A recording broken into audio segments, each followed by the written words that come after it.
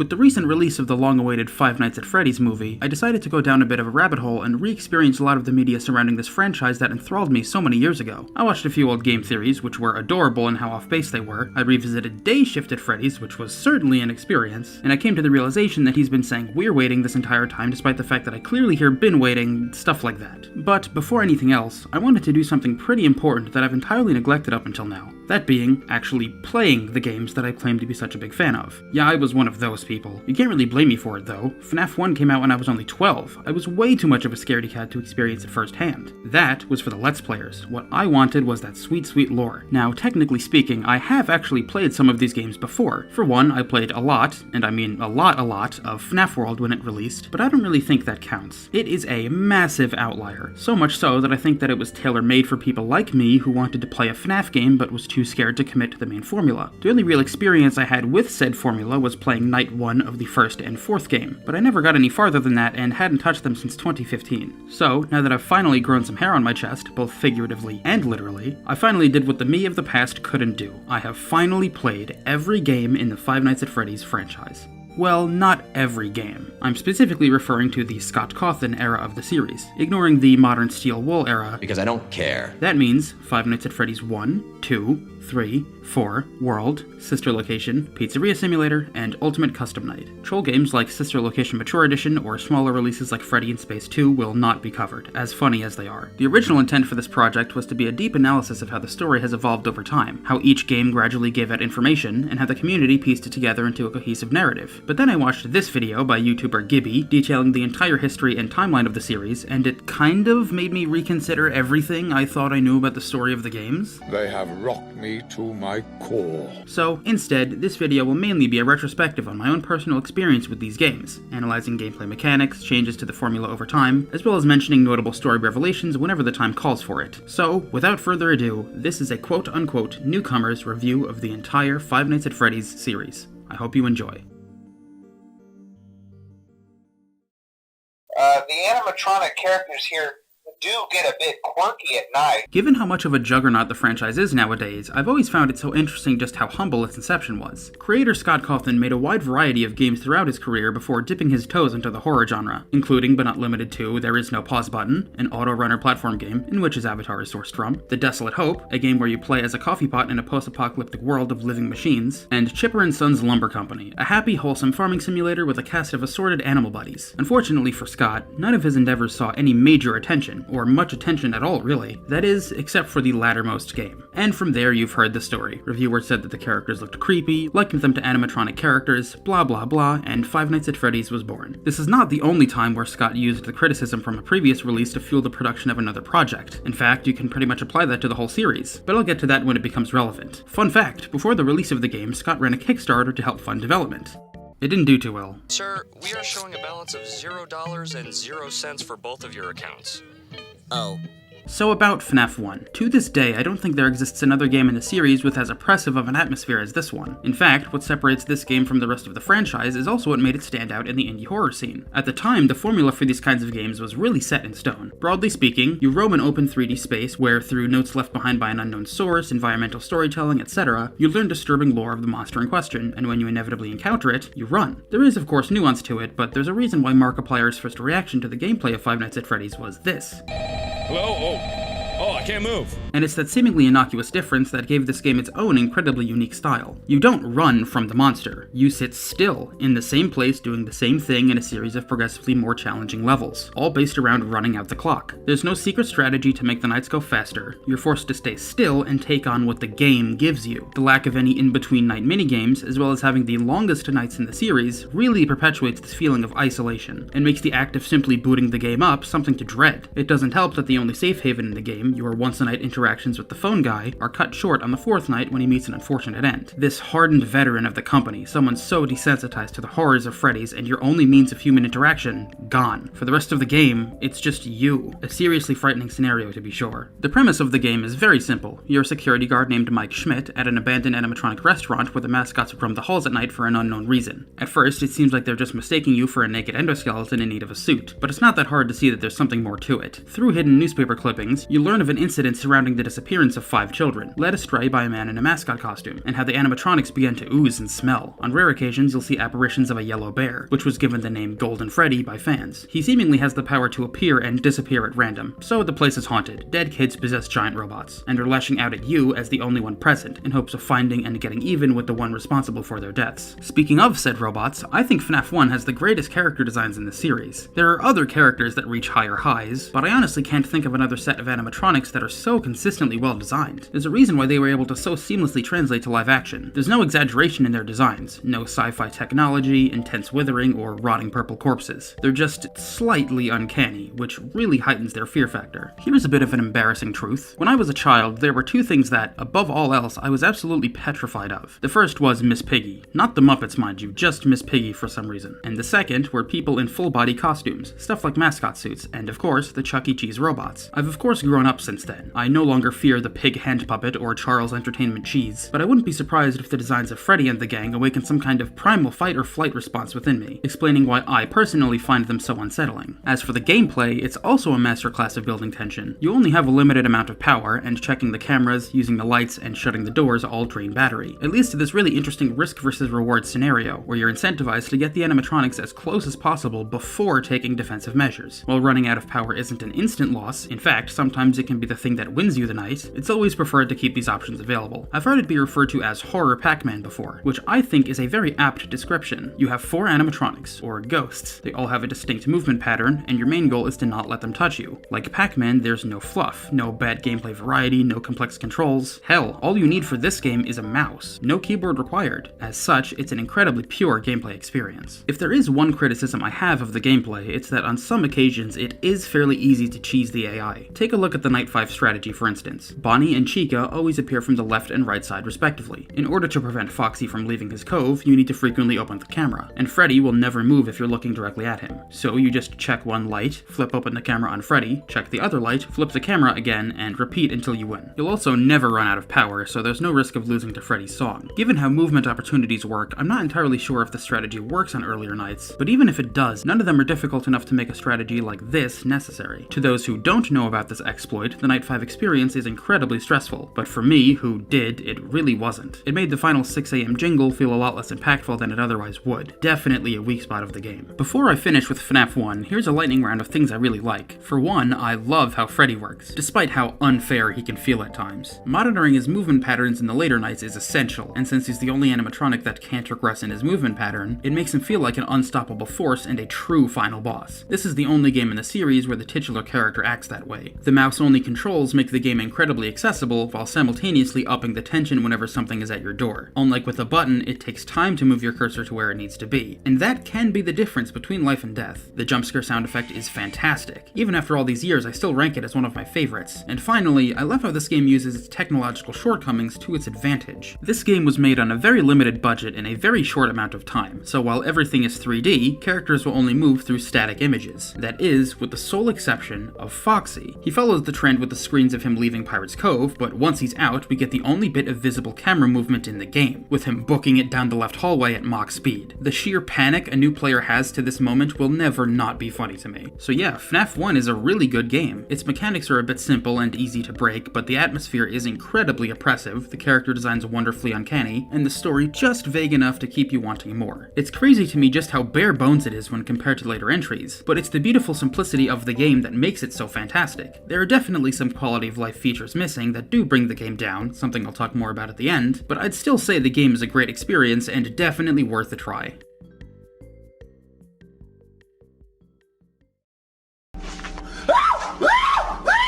She is such a bad bitch, though! Coming out an astounding 3 months after the first game, Five Nights at Freddy's 2 is a landmark game in the series. First, it took what was originally a single game and made it a part of a larger narrative, and second, it established some very vital characters and themes in said narrative. It also made some drastic changes to the formula, which are always a welcome change. Freddy's is making a return in a new, bigger location, and you're hired as a security guard to watch the place overnight, but the office isn't as familiar as you might think. The most notable thing about the game, other than the fact that, spoiler, it's a prequel, is the complete complete removal of doors. I remember so many people being flabbergasted by that when they saw the trailer. But yeah, there are no doors in this game. Instead, they're replaced by 2 vents on either side of you, which are additional entry points for the animatronics. But what's more apparent is the hallway directly ahead of you. The characters often like to make their presence known with one of the greatest ambient noises in all of gaming, and will stand there staring you down ominously. That's right. Instead of preventing them from getting inside the office, you're forced to let them in. But of course, you have several tools to keep yourself safe. Door lights make a return, now used for the vents, as well as the addition of a flashlight. It's used to flash down the hallway to stop animatronics in their tracks, as well as to light up the camera feeds to get a better view of the areas. It has its own power meter, meant to be a replacement for the building power, but unfortunately it's very much a non-issue. Most of the time, a simple flash or strobe is preferred over holding the light on the hallway. And for reasons I'll get into later, using it on the cameras is pretty close to useless. The main use for the light is keeping Foxy at bay, as he's the only one not to be fooled by the next feature, the mask. You're now equipped with an empty Freddy head that you can wear at any time. It's used to dissuade any characters in the vents or in your face. And the final new mechanic is the music box at the prize corner video feed. This game introduces a pivotal new character to the series, the fan favorite Marionette, or the Puppet, as he's referred to by fans. Throughout the night, this music box will gradually wind down, and you need to periodically check up on it to keep it playing so that the puppet won't attack you. He seems to be the replacement for how Foxy worked in the first game, being this entity with a special condition that requires you to check their feed to keep them at bay, except where Foxy could be stopped by the door, failing to wind the music box will result in a quick countdown to an instant loss, an analog to Freddy's song after a blackout. Alongside the puppet, we're introduced to a whole slew of new animatronics through the toy models. All of them are considerably less scary than their FNAF 1 incarnations, especially considering how the originals make their return as well, and really are a sight to behold. I've always loved Withered Bonnie's missing face and Withered Chica's gaping mouth, definitely some of the coolest designs in the series. Toy Bonnie and Toy Chica act similarly to their FNAF 1 counterparts, appearing in opposing vents and capable of killing the player if left unattended. Toy Freddy acts similarly to the Withereds, standing in the hallway before forcing your camera down. And Mangle, who is essentially Toy Foxy, has his own unique mechanics. Throughout the building, you can occasionally see her hanging from the ceiling, emitting a loud staticky radio signal. The louder the noise is, the closer he is to you. If she's in the hallway, flash your light to get him to back off. And if she's in the vent, put your mask on. Failing to put on the Freddy head will have Mangle hang from the office's ceiling, and after a random amount of time, he'll jump scare you. It's hard to compare her mechanics to any other animatronics, but he's definitely one of the most important to manage. Right behind the puppet, Withered Foxy, and the new character, Balloon Boy. BB has become somewhat infamous in the fanbase. He approaches you from the left vent and will never directly attack you, instead disabling the use of your flashlight, which usually means a quick death to Foxy. Thankfully, he's not too hard to get rid of, as he can be dissuaded by using the mask when he's in the vent light. You might assume that with so much to consider, the game would be impossibly difficult. From the hallway to the vents to knowing when to use the light or the mask, how are you ever expected to make time to check the cameras? Well, that's the biggest issue with FNAF 2. Because every animatronic's pattern can be reacted to when they're in the office, there is very little reason to ever check the cameras for anything other than the music box, making the usage of them entirely useless. In fact, they're worse than useless. They are actively detrimental, as any time spent away from the music box can literally be what decides your fate on later nights. The music box is simply way too over-centralizing a mechanic to make using the cameras a thing worth doing, which really sucks because that was a major component of the horror in FNAF 1. Seeing them all in their proper places and then getting that sense of panic when one disappears was incredibly memorable. Because of that, animatronics getting to your door felt like an event, but in this game it comes off more like simple PNGs in the hall, which I suppose they literally are. Because of how integral the cameras are in the first game, I can easily map out the entire location in my head at a moment's notice, but with 2, I just can't, which makes it feel a lot more impersonal, if that makes sense. Also, do children just see the security office when entering party rooms? That's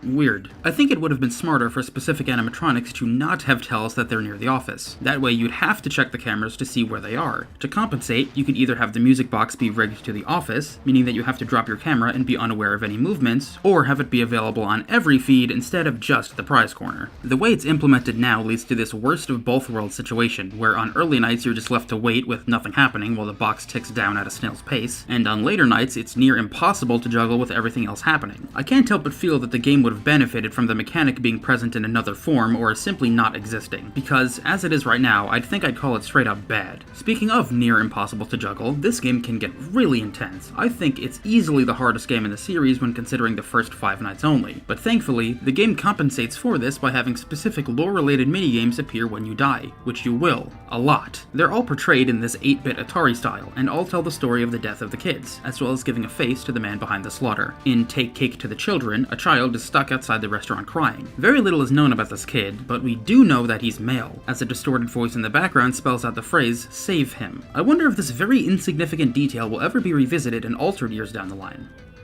So anyway, a man in a purple car approaches from behind, kills the child, and drives off, before ending in a puppet jump scare. This is the origin story of the puppet, being the spirit of a child murdered by the mysterious purple guy. Foxy Go Go Go shows the death of the 5 children at the hands of the purple guy, and Give Gifts, Give Life shows the puppet resurrecting them within the robots, with the final child possessing Golden Freddy. The final minigame, Save Them, has you play as Freddy being led by the puppet through the FNAF 2 location, where you see the bodies of 5 children, before the purple guy, wearing a security badge, ambushes you. Phone Guy mentions that the position for this day shift has recently become available, as well as somebody using a yellow suit and how none of the animatronics are acting right. It seems that the purple guy was the aforementioned day shift worker and was the one to wear the mascot suit to lure the children away, as stated in FNAF 1. We also get the first mention of a previous location, Fredbear's Family Diner, which is a name that will become much more important in later entries. All of this new lore is certainly interesting, but I do have one major problem with it. I don't know if I'm just unlucky, but I died many times in the later nights, and in the 2 playthroughs of the game that I did, I only managed to get 2 minigames, 1 per playthrough. I don't know how rare these games are, but I think having them be that hidden was a poor choice. It's also a bit odd how your exposure to the story directly correlates to how bad you are at the game. That seems a bit backwards. I think more of these events should have been forced on the player, but I'll admit that the story being so secretive does have its charm. So, FNAF 2. What it loses in atmosphere, it makes up for it with a lot of interesting new gameplay mechanics and story ramifications, but the implementation of certain ideas like the music box definitely could have been thought out better. I'd say it's a pretty good game, albeit somewhat repetitive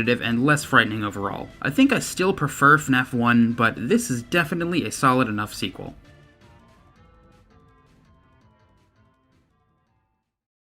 Was that Purple Freddy?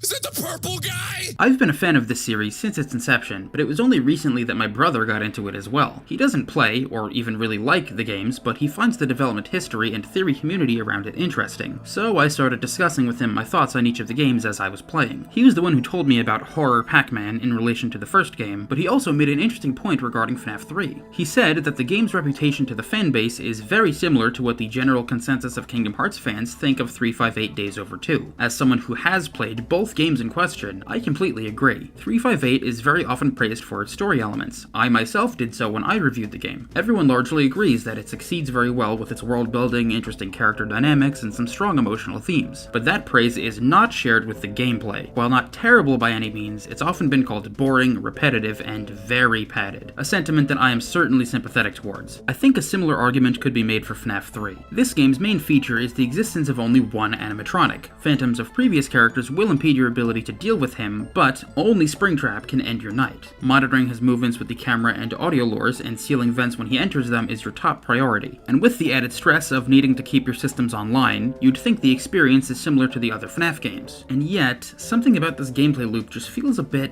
off. I don't really know how to explain it, it just doesn't feel as fun. Getting to 6 AM is more often than not a relief from the monotony than it is a triumphant achievement, and I think it might have to do with the fact that this game isn't particularly scary. I think I should make it clear as to why it's important for these games to be scary, and more specifically, how they instill fear in the player. The question of why would you want to be scared is often asked in regards to horror movies. Most people agree with the notion that fear is an unpleasant feeling, so why would you willingly put yourself through it? Well, it's because some of these movies are just really good. Have it be John Carpenter's The Thing, The Shining, etc. These films excel in unsettling the viewer, and it's that stress that these movies cause and subsequent relief we get when they're over that's so enticing to us as humans. It's the same reason we eat spicy food and ride on roller coasters. It's for the thrill of it. Five Nights at Freddy's has always been unsettling on a surface level. Most of us found these kinds of animatronic characters creepy as kids, and the idea of being hunted down by machines will naturally make anyone uneasy. But the games manage to maintain that fear in you by shortening your reaction time, balancing multiple mechanics, and penalizing you hard for making mistakes. You can't even pause to catch your breath. Playing through the night is a massive commitment in and of itself. However, there comes a time in any horror game where the player knows too much to be unsettled, and the prospect of losing progress becomes more annoying than scary. And unfortunately, I'd say FNAF 3 feels more like the former. Disregarding the post-game challenges, the main game is just a bit too easy. The first night literally has no danger, and while it takes a bit of time to figure out Springtrap's patterns, once you do, it's fairly easy to keep him in a loop. The most reliable strategy strategy has you seal the Cam 14 vent, which leads directly to your office, and then try to keep him in a loop between Cams 8, 9, and the most valuable Cam, 10. Use audio lures to keep him in place, reboot the systems when necessary, learn how to avoid the phantoms, and you're golden. It's for that reason why I appreciate this game a lot more for its story ramifications, because the lore that's on display here is very interesting. 30 years have passed since the closing of one of the Freddy's establishments, and the rumors of danger surrounding the restaurant became popular enough to establish a new horror attraction, Fazbear's Fright. You're hired as the new security guard, and are tasked with looking over the place before the attraction opens the following week. However, on night 2, the dude on the phone, named Phone Dude because of course, tells you that, while salvaging for old memorabilia, they managed to find a real, intact animatronic. He then leaves you with some vintage audio training cassettes, which is really just an excuse for Scott to do the phone guy voice again. Hey, I'm not complaining, I love Phone Guy. Anyways, through these calls we learn of the existence of safe rooms. They're rooms that exist in every location and are used solely by the staff, as well as being invisible to the cameras and the animatronics programming. It's a convenient explanation as to why this newly introduced concept was never shown on the map layouts of the first 2 games. Also, fun fact, I'm not sure if it was intentional, but the layout of the building in 3 looks very similar to an upside-down anim dude, Scott Cawthon's avatar. Isn't that neat? We also learn about spring lock suits, which are animatronics that are capable of compressing their internal mechanisms for use as a mascot costume. However, if they are to fail, the spring locks will crush the person inside, so they were retired for safety purposes. Weird that they were allowed to be used in the first place, but okay. And that's just what Phone Guy tells you. In a massive improvement from FNAF 2, there are now mandatory minigames that take place between each night that give additional story. You play as the main 4 animatronics, being led through the FNAF 1 location by Shadow Freddy. When you arrive at the safe room, the animatronics programming forbids them from entering, so you leave and are then attacked by the purple guy. On the final night, you play as one of the souls of the children, and can finally enter the room. There you see the 4 other souls, as well as the purple guy, in what appears to be a golden Bonnie costume. Well gee, that looks a bit like Springtrap. You chase purple guy around for a bit, he runs into the suit, and crunch! Blood pours out everywhere, he falls to the ground, and the ghosts fade away. Awesome. Not only is it a great payoff to the spring locks, but it's a fitting end for Purple Guy. The kids died when he was in the suit, and now it's his turn. What a fantastic ending.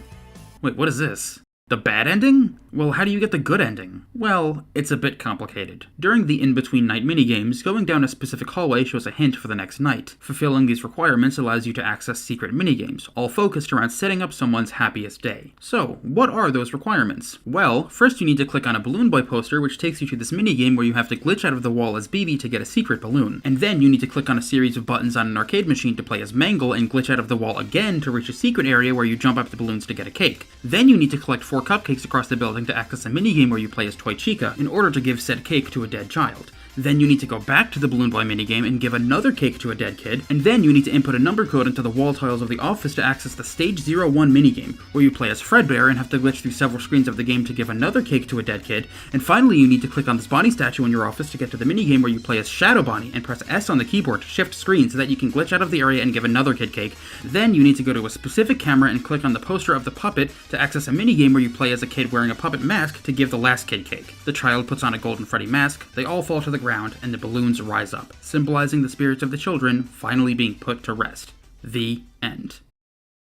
How is anyone supposed to figure out any of that by themselves? Well, honestly, I don't think you are. At this point in the series, it was common for the fans to band together and comb over every tiny detail for even a crumb of new lore, so this was very clearly made to be a community effort. Still though, it's just so ridiculously convoluted. But honestly, I can't help but find it charming. It feels wonderfully retro, like a cheat in an old game. It reminds me of repeatedly jumping on Polar's head to get extra lives, and driving into the alien sign to access a secret level in the Crash games. And the story of the minigames is also very charming. At the point of this game's release, it was intended to be the end of everything, the capstone to a trilogy, and even with the later games existing, it still is. The killer got his comeuppance, the souls of the children have been put to rest, and the animatronics are seemingly no longer haunted. Sure, there are some loose ends. The Night 6 newspaper clipping says that the attraction burned down, and brightening the image shows that Springtrap is still alive, but in all honesty, the series could have easily ended here, and again, that was the plan. However, remember when I said that this game wasn't very scary? Well, it wasn't just me who thought that. It was a major criticism of the game. In an interview with YouTuber Dawko, Scott admitted that he wasn't content on leaving the series like that.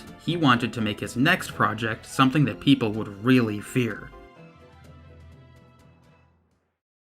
Okay, so the first night is never usually that bad in any of the games, so I'll play through. When I first came up with this video idea, I imagined it being a long retrospective series where each game had its own dedicated part, all with their own titles that related to the game in question. The one I had planned for FNAF 4 was A Nightmare Made Real. It was meant to have several different meanings. For one, its status as a horror game, and a pretty effective one at that. Two, in reference to a very popular theory regarding dreams. And three, the fact that the reputation of this game in particular hasn't been the greatest for quite a long time. Most fans were unhappy with its story ramifications. Some even believed that it ruined the franchise, forcing the other games to clean up the mess it created. FNAF 4 was a nightmare made real. And I don't really agree with that last part at all. I've always had a soft spot for this game, and I think it is genuinely underappreciated as both a game, but more importantly, a story. When you boot up the game for the first time, you're treated to a minigame where a crying child, which fans often shorten to CC, is locked in his room. There are plushies of the main four in the corner, his friends, and a Fredbear plush on the bed. He seems to be somewhat sentient and his eyes follow your movements. CC bangs on the door, but to no avail. He then collapses to the ground. Tomorrow is another day. When the night starts, it's immediately apparent that things are different. You aren't a security guard in an office. You're in a child's bedroom. There's no one on the phone to comfort you, no explanation as to the state of the animatronics. You're just thrust into this incredibly dire scenario, and a deeply personal one at that. The mechanics of the game are pretty standard. Your default position is in front of your bed, with a closet in front of you and a door at either side. You have a flashlight and are capable of shutting your doors. Just like every game so far, the objective is to last until 6 AM. But instead of watching cameras to see where the animatronics are, you need to stare into the darkness and listen for their breathing.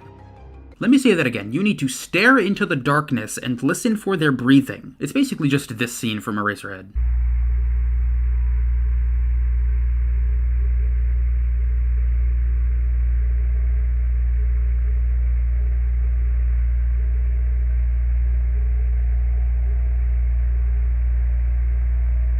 This is a game that demands you shut up, stay calm, and listen like your life depends on it. Every single action the animatronics take is punctuated with a sound effect, and being able to discern these often very slight audio cues is the difference between life and death. This is what Scott meant when he said that 4 was the scariest in the series. It's truly a masterclass of audio design, not just for a horror game, but within the entire gaming industry. As for the animatronics' behavior, Bonnie and Chica will always approach from opposite hallways. If you hear breathing, shut the door. Otherwise flash the light to push them back. Foxy also roams the halls, but he'll never jump scare you at the door. Instead, checking the opposite hallway from where you hear his footsteps will force him into the room, where he then hides in the closet and gets closer to jumping out the longer you spend away from him. And finally, Freddy is triggered by these freckles accumulating on your bed. Flashing your light on them makes them go away. It's a pretty satisfying gameplay loop. In fact, I'd probably say it's the most consistently engaging in the series. And I've always appreciated how the animatronics reflect how they moved in the first game. Bonnie and Chica come from the left and right respectively, Foxy secludes himself in his own cove, and Freddy can be stopped by periodically watching him. Considering how this was also intended to be the last game, it's some excellent bookending. Between the nights, we check back up on CC. We learn that his brother likes to jump scare him with a Foxy mask, that he's terrified of Fredbear's family diner, and that he has an upcoming birthday party which just so happens to be at the aforementioned diner. In one of the minigames, you can interact with the TV to see a cartoon show with the date 1983, meaning that this is the earliest game in the timeline. Along with the CC story, there's another set of minigames, Fun with Plush Trap. It's a game where you need to flash your light on a spring bunny plush who's out to get you. He'll only move when the lights are off, and if you don't flash him in time, he'll jump scare you. But if you make him stop on the X before time runs out, you'll start the next night at 2 AM. It only applies to your first attempt though, so make sure not to waste it. I like this mode. It feels a lot like an arcade continue or bonus level, on brand for the early 80s time period, and it's a nice reward for good players by giving them a shorter night. I don't typically jump when I die in these games, but I have several times with Plush Trap, given how comparatively unpredictable his timing is, so it's a fun change of pace. Like the other games, the AI values of the animatronics gradually increase as the nights go on, and your reaction time is shortened to make it more challenging. After clearing night 4, you see a scene of CC trapped alone in the spare parts room of Fredbear's, presumably locked in there by Foxy Bro. He begs to be let out, horrified of the robot skeletons and disembodied suit heads, but he's given no such courtesy. Unlike the other nights, tomorrow is another day is never stated. At this point in the game, you've become accustomed to what is demanded of you. As such, you might expect night 5 to be somewhat of a breeze. What happens next, however, is one of my favorite gotcha moments in gaming. Okay, what is that? What was that? That was a new noise! Okay, weird! Little weird, okay. What the hell's happening? Hi! What the fuck? A common criticism I see of the horror genre, more specifically in reference to lower budget productions, is how the over-reliance on jump scares serves more to frustrate the viewer instead of actually scaring them. In one word, they're unearned. And I know for a fact that those accusations have been thrown at the FNAF series. This moment, however, this subversion of expectation, this is earned, and I absolutely adore it. For the entirety of Night 5, all other animatronics are disabled. It's just you and a horrific nightmare version of Fredbear, the first face you see in the game and Cece's favorite plush. His mechanics are kind of a greatest hits version of every other character. He predominantly roams the halls, but can also appear on the bed and in the closet. In order to tell where he is, you need to listen for his footsteps. When he stops moving, check the hallway that correlates to the stereo channel the sound last played in. No need to listen for breathing, just flash the light to check for him and immediately shut the door. When he laughs, that means he's infiltrated the room. Check the bed first, and if he isn't there, then run to the closet and shut it immediately. He also has a pretty devilish trick where he fakes a laugh, discernible by whether or not it was accompanied by footsteps. This trick, without a doubt, causes the most deaths to players not ready for it. Listen carefully, react to his every move, and make it to 6 AM. After beating the night, you're treated to the final scene of the main game. It's now the child's birthday, and Foxy Bro and his friends torment the boy and berate him for being a crybaby. They then decide to play a prank on him, bringing him closer to the Fredbear animatronic, all the while Cece screams to be let go. But they don't listen, they bring him closer, force him to give Fredbear a kiss, and place him inside the robot's mouth. Have it be the moisture of the tears loosening the spring locks, or simply the animatronic's default facial movements, Fredbear clamps down on Cece's head, resulting in a fatal injury. This scene vastly recontextualizes the events of Night 5. There's an Easter egg where if you check the bed, you may see an IV drip, bottle of pills, or a flower vase on the bedside table. All of a sudden, it becomes abundantly clear as to why the animatronics look the way they do. This isn't real. It never has been. This whole time, we've been witnessing the nightmares of a young child trying to recover from getting bitten, now terrified of the characters he once considered his friends. He spends his final moments being tortured by the one that took his life, and in the post-game nights, the personification of death itself. Truly a terrifying prospect. But then it begs the question, if the events of this game have been a dream, what does that say about the rest of the series? Ladies and gentlemen, boys and girls, allow me to introduce to you Dream Theory. After the release of FNAF 4, MatPat made a very popular video that shaped the way many people perceive the story of the game. He posits that the events of the entire series, the different Freddy's locations, the haunted animatronics, the killer, etc., were all a dream, taking place in the mind of the crying child after his injury. It wasn't a theory that was pulled out of nowhere. There were plenty of reasons to believe that this is what the game was telling us. Hell, I myself believed it until very recently. And you can see now why so many people despise the story of this game. It was all a dream endings are universally disliked, and led many people to resent 4 for years to come. Of course, with the existence of later games, the theory has since been disproven, but the modern idea is that it was intended before being changed later on. Is that really what the game was trying to tell us, though? Again, I'll bring up this timeline video by Gibby. It gives a fresh perspective on the lore of this game, and entirely disproves Dream Theory ever being intentional. In the video, he theorizes that the events of the nighttime gameplay was actually from the perspective of Foxy Bro, not the crying child. Due to modern lore established by the security logbook, this is now widely accepted by the fanbase, but the evidence for it was always there. One of the many ambient noises that can be heard in FNAF 4 is a distorted version of the FNAF 1 phone call. This then implies that Foxy Bro, the one having nightmares stemming from the guilt of killing his brother, is actually Mike Schmidt, the player character in the first game, the Night 7 guard in the second game, given the similar pink slip, and the guard in the third who was never given a name. It gives justification as to why Mike comes back night after night. He's trying to atone for the sins of his past by studying the animatronic's behavior, in hopes of reuniting with his younger brother, who now possesses Golden Freddy, and giving him his happiest day. It's a redemption story, and a pretty wholesome one at that. But that's not what people took from this game. They took, it was all a dream, that's dumb, so I hate it. Hate might be a strong word, but there definitely are a lot of people who think the story fell off with 4, and I know without a doubt that this is the reason why. So yeah, I think this game is fantastic. It's definitely up there as one of my favorites in the series, and I think a lot of the reasons why people dislike it just comes down to them not understanding what it was trying to say, which is a real shame. Oh, and by the way, this game got a free DLC patch. It was released on Halloween. It redesigned/replaced some of the characters and added in a few challenge modes, but it was never intended to be canon and didn't add any new lore, so I don't think I need to talk about it. Every game from here on out has so much to talk about, so I should move on. Everybody Everybody betrayed me. I fed up with this world. After the release of FNAF 4, Scott made it clear that he desperately wanted to make something more lighthearted. The first 4 games in the series were all released within a single year, so it gave the fans, including Scott, the idea that his games would need to release fast. This meant that when he gave his next project a release date of early 2016, he stuck to it, whether it was the right thing to do or not. The result of this was FNAF World, a silly little RPG that didn't take itself very seriously and was sort of a commentary on the state of the franchise. Most who played it reacted with a resounding meh, and Scott was so embarrassed by the underwhelming state of the game that he had to delist it a mere 4 days after its release. This makes the fact that I own it there an incredibly rare sight. Scott would later update the game, increasing animation fidelity, as well as adding additional characters and a new Halloween area before releasing it for free on GameJolt. And that's where the game stands today. It might get the occasional reference every now and then, a lol bit here, a rainbow there, but it's largely been forgotten by the fanbase, which to me, as someone who remembered loving the game, felt incredibly weird. This was when the franchise was at its peak in popularity. There was so much hype going into this release, only for it to come out and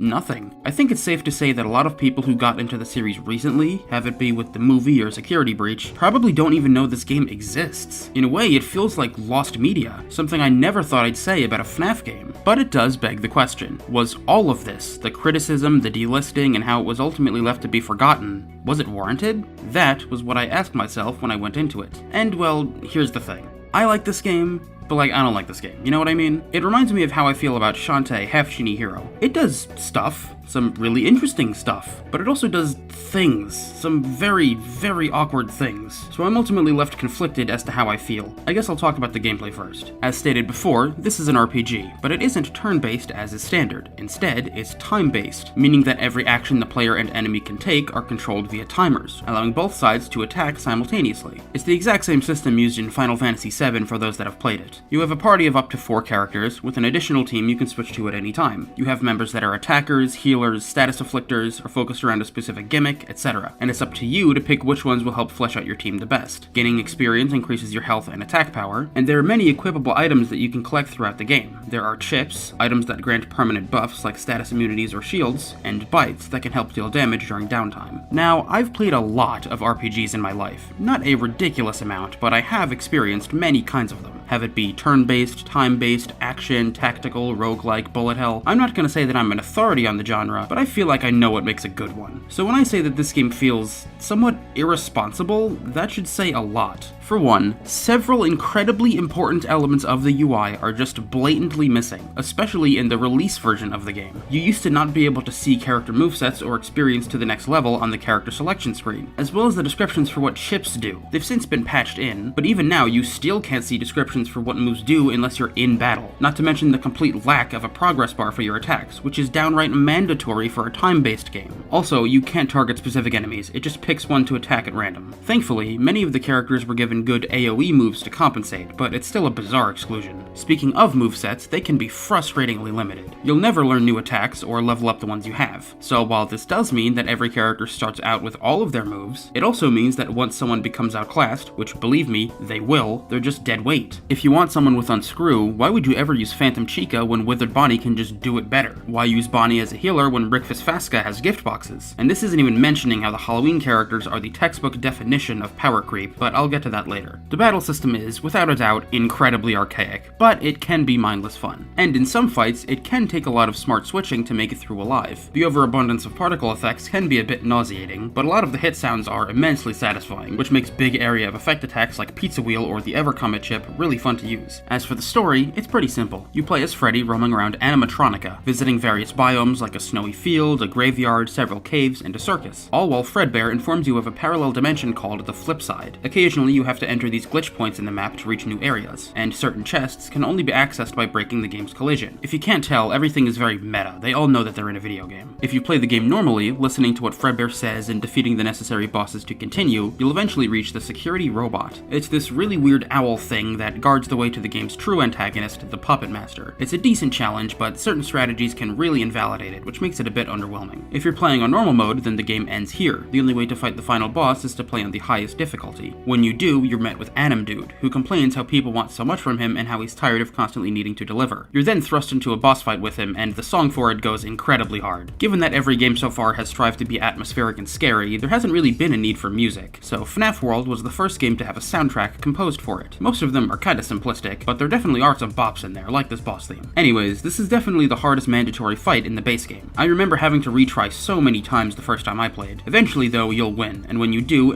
Dude complains about how he's only ever done what was demanded of him, that he fills the player's insatiable gullets with more and more, but all they do to show their gratitude is kill the storyteller. He then fades away, and the game ends.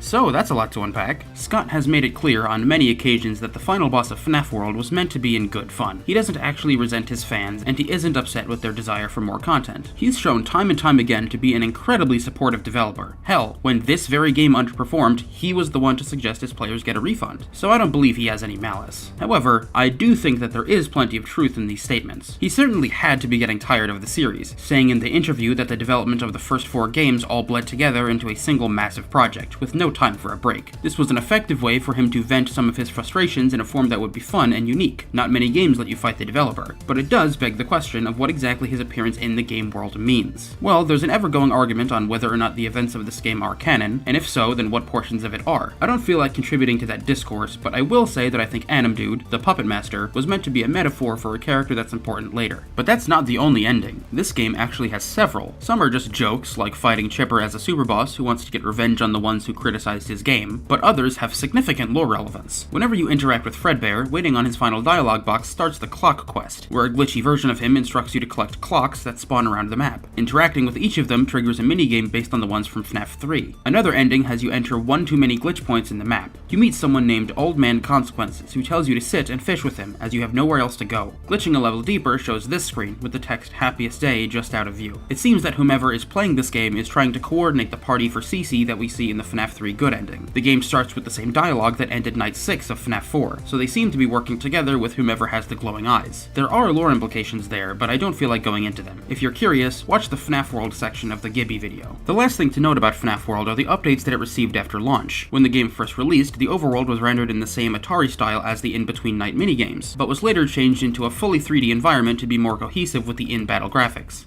I don't like it. Yes, I know that the pixel art was a time-saving measure and it was nice of Scott to touch up the graphics later, but I think it looked substantially better before.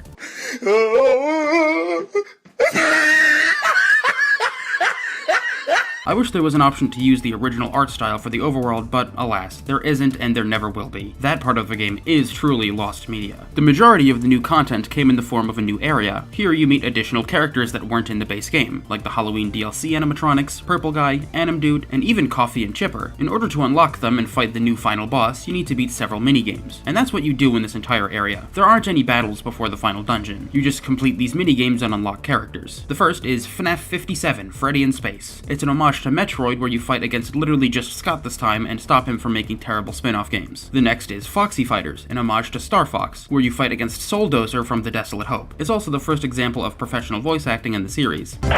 What's this, a space shooter? Holy crap, is that my voice? Voice acting? No! He's gone too far this time! You need to shut this game down! If you cannot already tell, this update is completely unhinged. The next is Chica's Magic Rainbow, an homage to rage games like Cat Mario. It's insanely difficult and a complete trial and error. I've never managed to beat it myself. Also, the rainbow is voiced by Debbie Derryberry for some reason. You suck! And the final minigame is Foxy.exe, an homage to Sonic.exe because of course. This is the opening screen.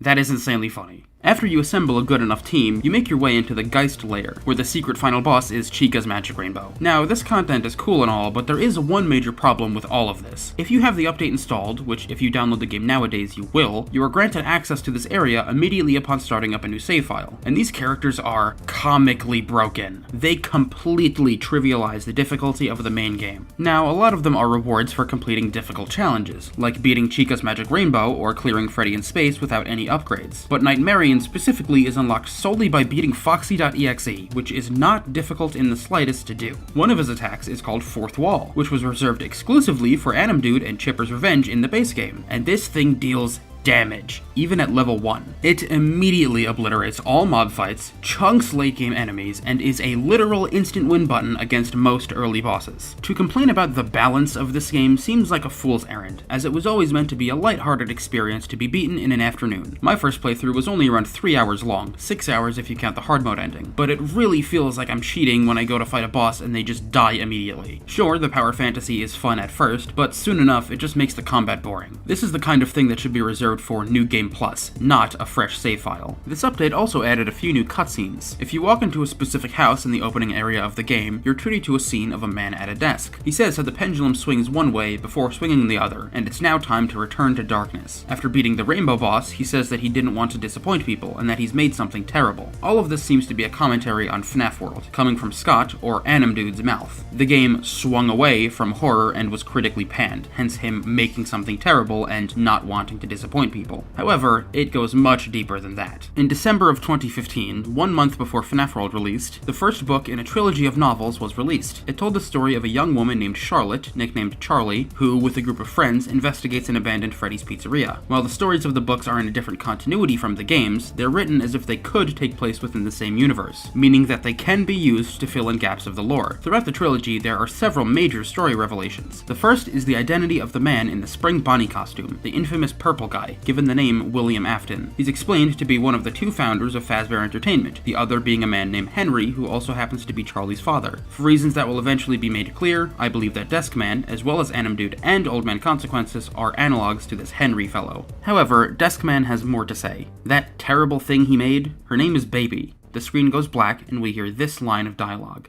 The show will begin momentarily. Everyone, please stay in your seats. When we return to the man, he's face down, blood pouring out of him as the screen fades back out. We now return to darkness as Five Nights at Freddy's 5 officially begins development. In the Dawko interview, Scott mentioned how FNAF World released too soon. Not that it wasn't given enough time in the oven, although that certainly was a problem, but rather it wasn't what the community wanted at that time. People were still trying to decipher what the point of FNAF 4 was, and the turmoil caused by Dream Theory had many on edge. Now, instead of getting the answers they wanted, they're given a fever dream of an RPG with an incredibly bizarre story of questionable canonicity, a game so controversial that it was hated even by its own developer. Scott then states that, at least of when the interview took place, that it would have been smarter to release it then, at a time where he was happy with the state of the series and could spend several years polishing it up, and I completely agree. It's a little hard to ask for that now, considering how development shifted to another studio, but if Scott or Steel Wool ever wanted to try taking another stab at the genre, I'd be down. I don't see it happening anytime soon, but I kind of hope that I'm wrong. As it stands now though, all we have is FNAF World, a bizarre, forgotten footnote that, at least in some ways, deserved its unfortunate fate. Number 5. Babby. The lead up to Sister Location was incredibly mysterious. It was the first game to have an actual subtitle, it focused on a new group of characters, and it actually had a substantial development time, and this new shift for the franchise is immediately apparent the second you load the game up. There's no doubting what you've achieved on a technical level. These are clearly state-of-the-art. There are just certain design choices that were made for these robots that we don't fully understand. We were hoping that you could shed some light on those. She can dance. She can sing. She's equipped with a built-in helium tank for inflating balloons right at her fingertips. She can take song requests. She can even dispense ice cream. With all due respect, those aren't the design choices we were curious about, Mr. Afton.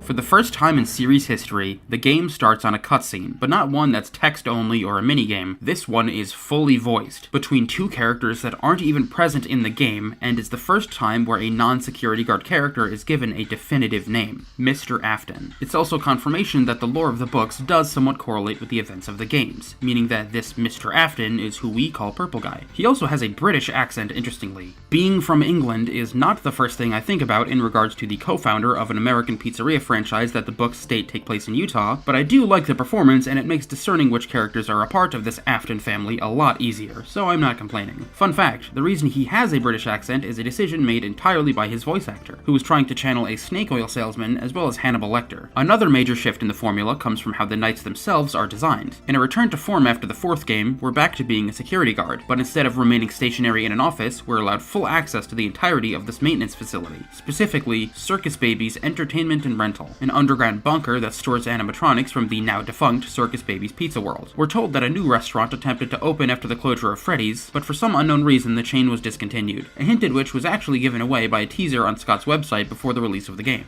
Cancelled due to leaks. At first, it seemed like a response to a popular copyright leak that was running rampant online at the time, but brightening the image gave some crucial new lore. According to a news outlet, the restaurant was shut down on its opening day due to gas leaks in the building. However, it seems that the reason given by the entrepreneur in charge, most likely this Mr. Afton, may have been a cover-up, which, if you know anything about this franchise, is 100% the case. Before each night starts, a young girl can be heard asking her father to see her. It seems, given her British accent, that she's an Afton. See, I told you that would come in handy. And later nights imply that this her is Circus Baby. When the game proper begins, we are met with the first ever appearance of a fan favorite new character. This disembodied voice will act as a tutorial character for every game from here on out, under the name Tutorial Unit, but here he's referred to as Hand Unit. His performance is wonderfully deadpan, and generally reserved for comic relief, something that will become a lot more prevalent from here on out. The nights themselves are focused around insulated mechanics, all with self-explanatory rules. Generally speaking, you need to traverse through an area with some special condition, perform a maintenance task without being attacked, clock out, and watch your favorite soap opera while munching on some popcorn. Many argue as to what the meaning of The Immortal and the Restless is, but the general consensus is that it's meant to be an allegory for the life of this Mr. Afton, notice the purple coat. The vampire Vlad is having marital problems with his wife, Clara, with the former refusing to take responsibility for his son, so it's reasonable to assume that something happened in the relationship between Mr. Afton and his wife that caused them to separate. Maybe one of their kids died, I don't know, just a thought. So the first night. It's an introductory night, so it's very simple. All you do is check up on Ballora and Funtime Foxy, the latter of which first appeared in FNAF World, cute reference, administer a couple controlled shocks for motivation, check up on Baby, realize she's not there despite what Hand Unit says, and get out of there. Night 2 is the first to have real danger. You're tasked with checking up on Baby, only for there to be a power malfunction. The lights go out, and Baby begins to speak to you. Everyone went into this game with the expectation that Baby would be the big bad. She is the Freddy of this game after all. Well, I mean, there is another Freddy variation in this game, but you know what I mean. But that isn't her role. Instead, she guides you, giving you useful advice that often contradicts with what Hand Unit says. She instructs you to hide under a desk to avoid these little bitty-bab things. They'll gradually pull the covering off of the hidey hole, forcing you to pull it back without losing grip. Eventually they'll scram, and you're given your next task. In order to get the power back online, you need to get to the breaker room across Ballora Gallery. Her music gets louder the closer she is to you, so it's imperative that you only move when you can't hear her. Once through, you're faced with a maintenance panel, as well as Funtime Freddy, who sounds incredibly eager to see you. This segment is the closest the main story gets to the classic FNAF formula. You need to open this monitor and hold your cursor over each of the buttons to reset the power, but doing so alerts Freddy. To keep him at bay, you need to periodically play a voice line from his Bonnie hand puppet. However, spending too much time away from a restart button gradually takes down any accumulated percent, so it's the classic act of risk versus reward that we're accustomed to from the previous games. I do like this segment, but failing it requires you to crawl through Ballora Gallery again, which is really annoying. This is far from the only checkpoint problem this game has, so keep an eye out for it. Also, it seems that this bunker is close to, if not directly under, the FNAF 4 house, given that you can see the floor plans of the minigame house, gameplay house, and the fun with plush trap hallway. Interesting. Night 3 has you traverse through Funtime Auditorium, where you need to avoid getting jumped by Funtime Foxy. You have a flash beacon that can be used to see where you are, as well as how close Foxy is to you. If you see him in the flesh, stop moving and listen for his footsteps to know that he's left. Move when you're able, and you'll end up in parts and service. This segment requires you to perform maintenance on Funtime Freddy. You have to press a series of buttons to open his chest cavity to retrieve a small disc, and are then required to disable Bonbon, who just so happens to disappear when you aren't looking. Pointing your flashlight directly at him causes him to scurry away, so to win, you need to catch him in your peripheral vision and hit the button before he has a chance to run. On your way back through Funtime Auditorium, the game does something interesting and forces a death on you by Foxy, making it one of the very few scripted jump scares in the series. Speaking of the jump scares, I've always liked the animations for them in this game. The Funtime robots have the distinctive feature of these opening faceplates, and they deploy these mechanisms when they jump you. Combine that with the often unique jump scare sound effects, and they're definitely some of the most memorable in the franchise, especially Ballora's, which is without a doubt one of my favorites. You then transition directly into Night 4, with no chance to watch your stories. Baby says that she's put you in a springlock suit to hide you from the other animatronics, and that technicians will find you in the morning. She then tells us about the scooping room, a room with a scooper that disassembles the character's endoskeletons, which we then see get performed on Ballora. The goal of this night is to keep the springlocks wound up, all while these mini-Renas climb up the sides of the suit. If they climb too high, they'll kill you, so you need to wiggle the suit to get them to fall off. However, doing so loosens the springlocks, so again, it's a balancing act. This is without a doubt the single most infamous moment in the game, if not the entire series. To put it bluntly, this section is way too difficult for what it is. I forget exactly where I heard this, but I remember hearing a quote from a game developer that went along the lines of, "If you're going to force the player to do something they didn't sign up for, do not make it impossibly difficult." To call this section impossible is definitely a stretch. I managed to beat it after only a few tries, but that was with the power of hindsight. I was able to watch tutorials to get a good grasp on what to do, and I'm also playing after the patch that makes it less challenging. For those that played this game on release day, seeing these red flashing lights must invoke some form of PTSD. The winning strategy is to wind the springlocks up all the way in a square pattern, while only wiggling once a mini-Rena's head is too high to be visible. After about 2 minutes, you'll only have time to wind them up to the 3 o'clock position, and at 2.5 minutes, only up to 6. In the last 10 seconds, it's pretty much utter chaos, frantically clicking every lock, if only for a millisecond to help stall out the timer. After 3 minutes, your shift is over. Godspeed. And finally, Night 5, which bizarrely is the easiest sans Night 1. On PC, that is. Console users who don't get to use a mouse seem to get stumped at the keypad section. You're tasked with making your way through Funtime Auditorium, in which Foxy is suspiciously absent. When you get to the maintenance room, you're face to face with Baby for the first time. You have to enter the numbers she tells you into this keypad to open a hatch on her arm to retrieve a circuit board. Entering the wrong number gets you killed by this bizarre mess of wires and eyeballs. It's also worth noting that the clown mask that's usually at the top of the control center is missing this night. After sending Baby's body away, she gives you directions through Ballora Gallery. Going left as she says brings you to a new area, where it's revealed that you've been tricked. Baby was pretending to be on your side in order to lure you into the scooping room. All of the animatronics have already removed their endoskeletons and have fused into said bizarre mess of wires and eyeballs, wearing the missing clown mask over their face. This new being, named Ennard, activates the scooper and kills you. The final scene of the game shows a bathroom mirror and the reflection of a man with glowing purple eyes. Ennard has successfully escaped the compound, wearing what remains of your body as a skin suit.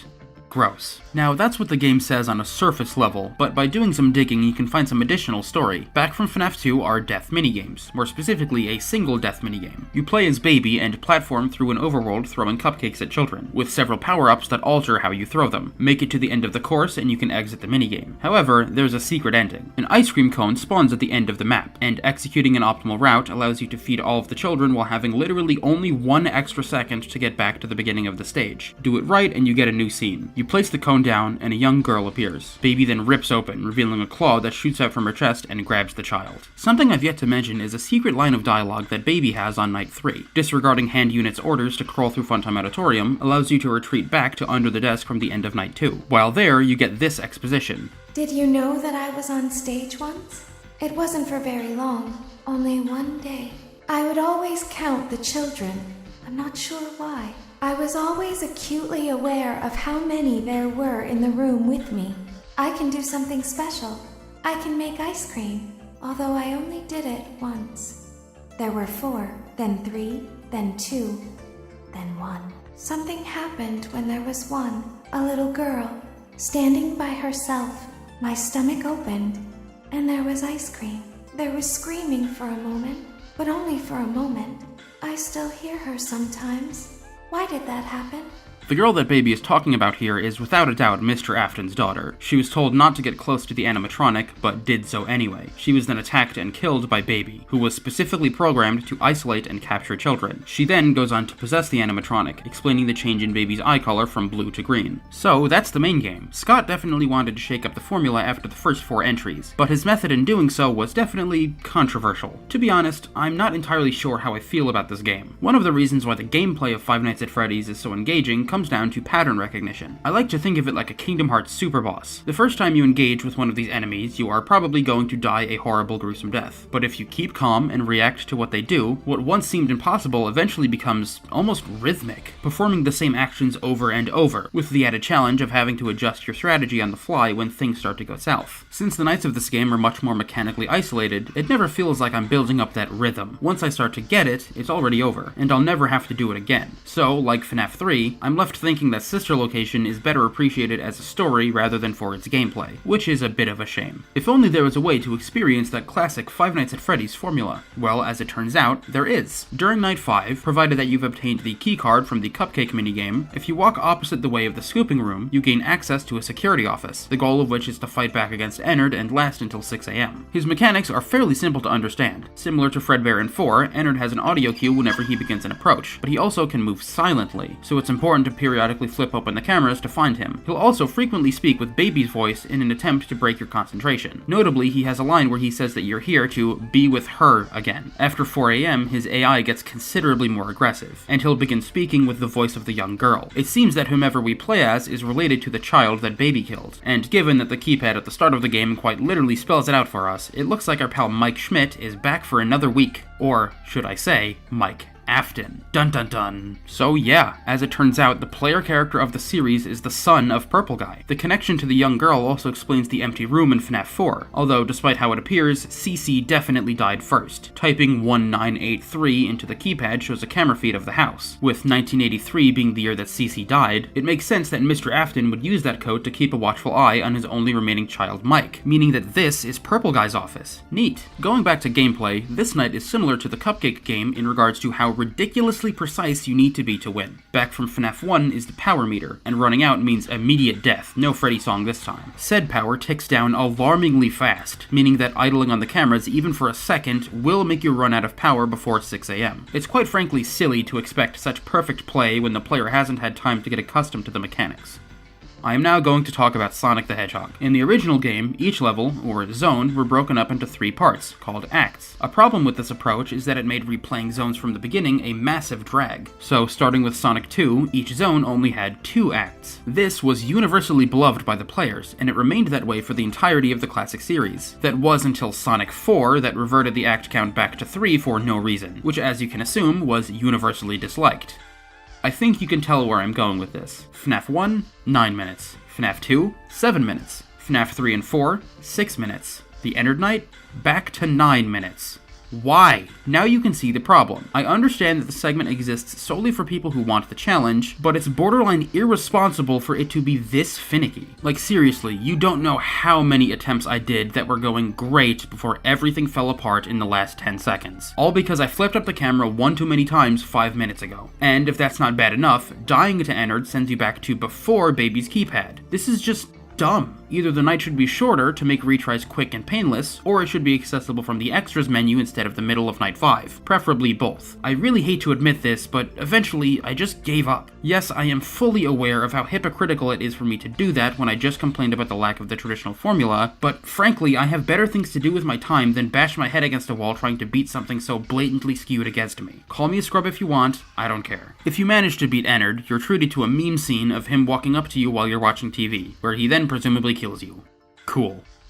Exotic butters. But, if you can believe it, there's still more to talk about. A few months after the game came out, a free DLC patch added in a new custom night mode. I've yet to mention the custom nights, as they're usually just post-game challenges, but there are some major lore revelations in this one, so it is worth covering. As for the gameplay, well, I didn't play it. You have to beat the Ennard Night to unlock it, and I've already given my stance on that. The main goal of the mode is to beat several preset challenges provided by the game, and doing so unlocks a series of cutscenes showing what happened to the protagonist after the events of Night 5. They all start with him walking down the street, with his body getting progressively more decayed as the days progress. Eventually, he's nothing more than a rotting purple corpse, forcing Ennard to retreat out of his body and hide in the sewers. However, Baby's voice remains, repeating the words, "You won't die," in the protagonist's head. He then stands back up, with light reappearing in his eyes. Somehow, Mike is still alive. Somehow, Mike returned. The final cutscene is a reward for beating the insanely difficult Golden Freddy mode. For the first time, we hear the voice of the protagonist, confirming his name as Michael. He then says that he's going to search for his father, as Springtrap, Mr. Afton, emerges from the rubble of Fazbear's Fright. And with that, I am finally done with Sister Location. If you couldn't tell, this may be the single most important game in the franchise. It established a lot of new ideas, new mechanics, new characters, and finally gave a name, a voice, and a family to Purple Guy. Of the new characters, Baby is without a doubt the best. She is a fantastic villain, and is my vote for the best vocal performance in the franchise. She somehow manages to sound innocent, naive, and tortured, while at the same time sounding manipulative, calculating, and even somewhat sensual? I know that sounds sounds weird, but I think that was the intention. I'm not saying that she's trying to woo you, not unless adult theory was secretly true, but rather how she acts similarly to a siren, trying to lure you in with a sweet and innocent demeanor before thrusting a giant mechanical claw into your body. The analogy makes sense in my head. So, to wrap up, what the main game lacks in that rhythmic gameplay loop I enjoy, it compensates with a unique take on the formula, interesting mechanics in its own right, and some really fascinating new characters. In regards to its extra content, I think it was a step too far. The Ennard segment is simply too unforgiving, and Custom Night not an interesting enough reward to make it worth playing through. So, on the whole, I think I'd rank Sister Location on the lower end of the franchise, but it's not a bad game by any means. The main story alone is definitely enough to keep you interested the first time around. However, I'm not entirely sure that it would hold up as well on a second playthrough.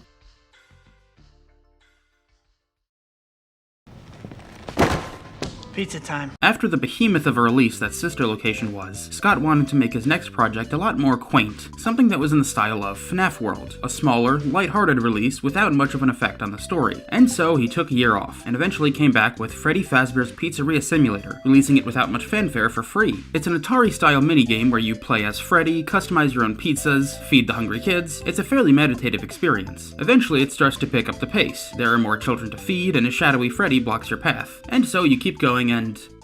Are you okay?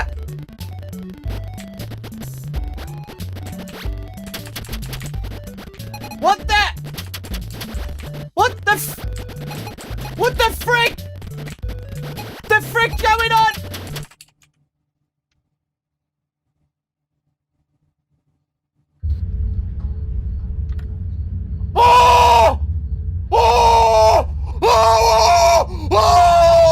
Yeah, so Five Nights at Freddy's 6. It just released with no marketing, for free. A whole entire FNAF game with an in-depth story, voice acting, and a plethora of new and returning characters just got shadow dropped. For free.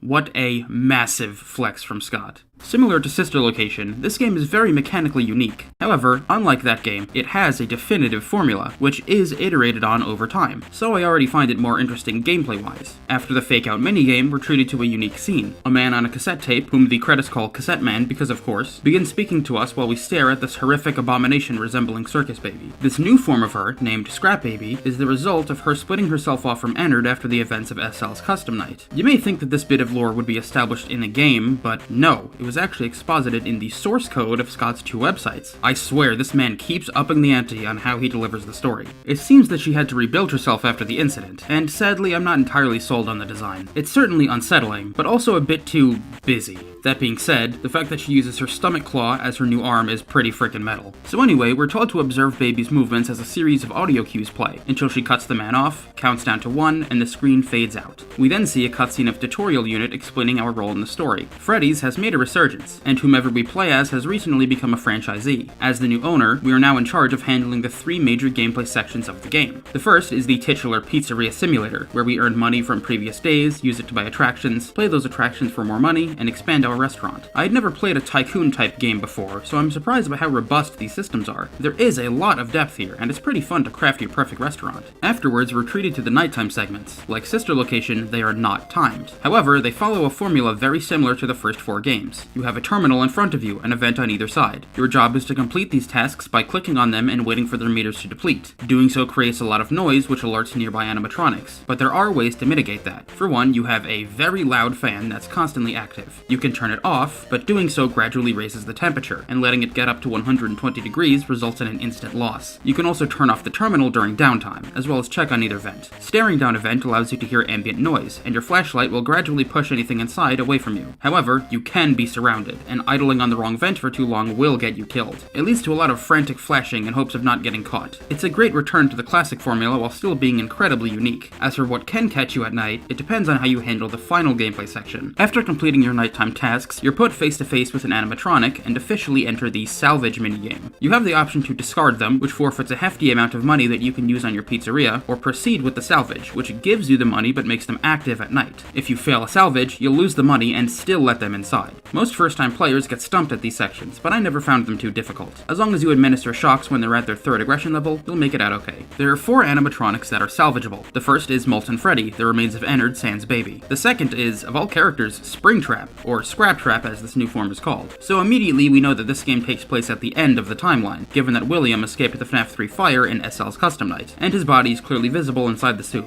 Oh yeah, thanks to the credits, this character was finally given the name William within the game continuity, which means that I can finally stop calling him Mr. Afton. At least he doesn't go by something stupid like Edward, that would be awful. I don't like Scrap Trap. Why is his withering so blocky? Why does his skull look like a peanut? Why does he have bone ears? How did he even get into another suit? I kind of assumed that Springtrap was, you know, trapped by springs, and yet he just managed to slip out of it and wear another bodysuit that he just found somewhere?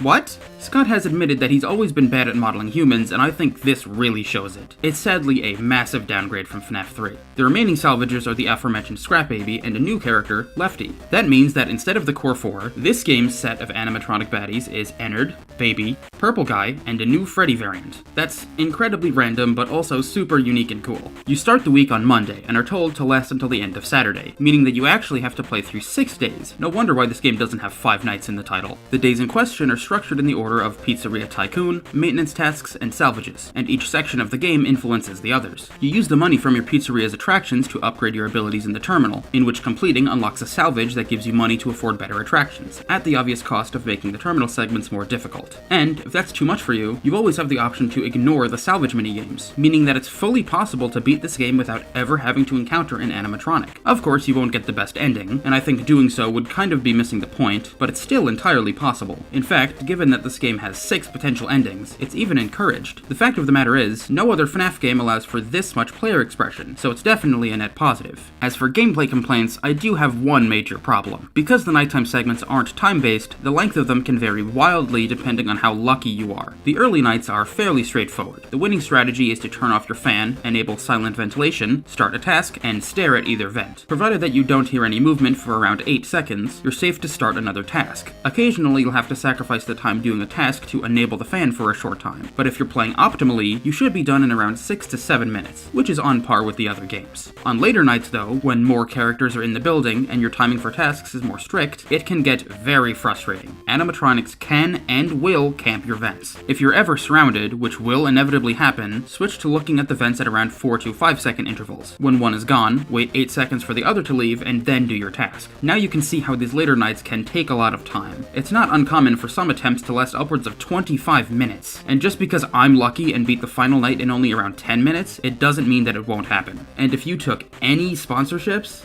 well...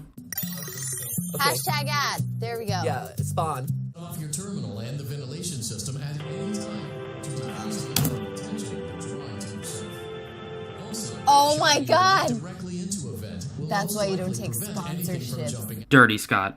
Dirty. As for the pizzeria section, your main goal is to improve your Faz rating, which can be achieved by purchasing animatronics, playing minigames, and general pizzeria maintenance. Of the animatronics purchasable, you get the expected cast of regulars, as well as a whole slew of new characters. There's Tresh in the gang, Chipper, this disgusting Toy Story 3 symbol monkey spider thing named Music Man, as well as a fun-time variant of Chica. Many assume that Fazbear Entertainment had an old brand named Chica's Party World, that they tried to relaunch sometime around the events of Sister Location, given that that name was in the source code of Scott's website leading up to the release of SL, and I think that's an interesting theory. In fact, using information given by the books, it's possible that Chica was originally part of another restaurant chain, starring alongside a whole other cast of characters, specifically the Mediocre Melodies. Because of their external battery packs, it's possible these characters predated the Fazbear cast, before being merged into the brand later, explaining the masks in Happiest Day. Chica was the first. She has seen everything. As for the minigames, most exist solely for earning money, but some have secret endings that reveal additional story. There are 3 in total, and it's mandatory for you to complete all of them in order to unlock the Lorekeeper certificate. The first is Fruity Maze. You play as a young girl and collect fruit in a maze. It's pretty self-explanatory. If you look closely, you can see the reflection of the player on the screen, which is amplified whenever you get a time bonus. She looks happy. I wonder how long that'll last. This minigame has 3 different power-ups. A lightning bolt that makes you run faster, a magnet which pulls in fruit within a large vicinity, and this purple cape thing that allows you to walk through walls. The power-ups are temporary, but they can stack, and are crucial for beating the minigame. Playing the game again unlocks a second level, where the music is slower, some of the fruit is replaced by Dr. Bigelow's dog, and the reflection of the girl shows that she's frowning. It's also considerably harder. I failed an embarrassing amount of times before finally clearing it. Upon doing so, you unlock the final level, where the dogs are fully dismembered, power-ups are unobtainable, and the girl tracks blood wherever she runs. The reflection this time around shows her crying as Spring Bonnie looms over her. Eventually, the sound is drowned out by a blaring car horn, which is so incredibly unsettling. When the timer inevitably runs out, Spring Bonnie, William, tells her that her dog isn't really dead, and that he can take her to it. He then, presumably, leads her to the safe room. Dark. The next minigame is Security Puppet. You play as the puppet and are tasked with preventing a child with a green bracelet from reaching the exit. The first 3 times you play it, they never appear. But on the 4th attempt, several kids have trapped your designated child outside. The box you're in was blocked, so by the time that you're able to escape, she's gone. When you're allowed outside, you need to walk past several screens, with the rain gradually destroying the puppet as you move. The final screen shows the body of the child laying lifeless in an alley, with tire marks facing away from the restaurant. The puppet lays down next to her, and is then possessed by the soul of the child. It comes off as incredibly bizarre that this game would retell the events of the puppet game from FNAF 2, as the series has never done that before or since, until you realize what the name of that game was. SAVEHIM. Yep, for the first time, we find ourselves with a true, honest-to-God retcon. Despite how mysterious and ever-changing the lore of the games is, Scott has stated that he's only ever retconned the series once. Now, personally speaking, I think an argument could be made that we've had many. For example, the killer being a man in a Spring Bonnie outfit could count as a retcon to FNAF 1, given that the idea of Springtrap, or even the purple guy, wasn't in Scott's mind at the time, thus making it retroactive continuity. But, for the sake of discussion, I'll consider this the first. Many people have argued as to what the retcon was, as in classic Scott fashion, he never gave a true answer. But the common idea is that it was dream theory. That's how FNAF 4 was intended to be solved, but because of the backlash, Scott was forced to make sister location, which made everything literal. No! I've already stated how I don't think dream theory was ever intended. But even if you still believe that, really think about this for a moment. The puppet was possessed by a boy, but is now possessed by a girl. That's the retcon. That's the explicit contradiction. Even if I'm somehow wrong, I will happily eat my words. But I do not at all see how this relates to dream theory. FNAF 4 has a good story, people. Stop letting your overactive imaginations get in the way of that.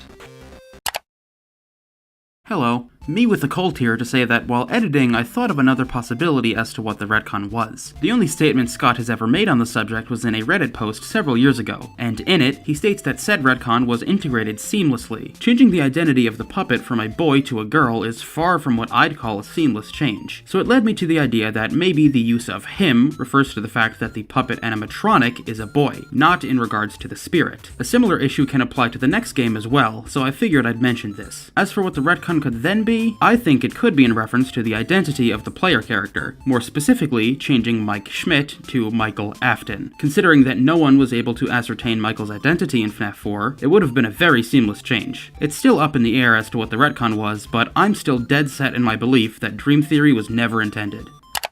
As for the last minigame, well, it's a doozy. Even more than the puppet retcon. Midnight Motorist. I have been waiting a long time to talk about this. On a surface level, this game has you drive through several laps to reach a finish line. Colliding with other cars slows you down, temporarily halting your score counter. Make it to the end and it's over. However, on the final lap, you may notice an opening at the bottom of the street. Rubbing up against it enters you into a new minigame, titled Later That Night in the game's code. You drive a purple-ish car down the street. Eventually, you reach a split in the road, and taking the turn leads you to a building called Juniors. When you leave the car, you see that you are a little orange figure. The bouncer tells you that you can't be here, and to not make things harder than they have to be. Following the other path leads you to a house, in which the orange figure enters. The person on the couch says that someone's had a rough day. Walking upwards leads you to a door, presumably his child's. He bangs on the door, trying to get the kid's attention, but it doesn't work. He says he'll find a way in from outside. Walking to the back of the house reveals that the window to the room has been broken, and all that's left are footprints, 2 of which belong to a 3-toed individual. The orange figure approaches the bushes, and says that the child went off to that place again, and that he'll be sorry when he gets back. fade to black. No one, and I mean no one, agrees on what this minigame is trying to say. The common consensus is that the orange figure is William, and that the person on the couch is either his unnamed wife or Mike, given the fact that he's watching TV. That makes the missing child either Michael or Cece. However, I don't agree for many reasons. For one, if Michael is the one on the couch, then why would he defend Cece? At this point in the timeline, he'd be mercilessly bullying the kid. And why would Cece want to run away to that place, which many agree is Freddy's, if we know that he's terrified of it? If the person on the couch is William's yet to ever be shown on screen wife, then where is Michael running away to? And how does any of this explain the footprints? Well, one thing I've yet to mention is that if you take a secret path while driving to the house, you'll arrive at an empty lot with a mound of dirt in the corner. Many say that this is an unmarked grave, maybe of Cece, or the daughter that was killed by Baby. But if it's a grave, then why is it so far away from the Afton house? Also, which Afton house? Because the layout of the house in this minigame does not in any way match the one from the FNAF 4 cutscenes or gameplay sections. So, in order for this to be William, you need to accept the fact that either A, Michael is defending Cece despite him being a bully, and that William is abusive to the son that he started his murder spree in hopes of resurrecting, or B, that Michael is running away to the unmarked grave of his brother that's really far away from his house for some reason, and that they just so happen to be staying in another house that doesn't match the floor plan of anything we've seen before, and also William is orange now instead of purple. Or maybe,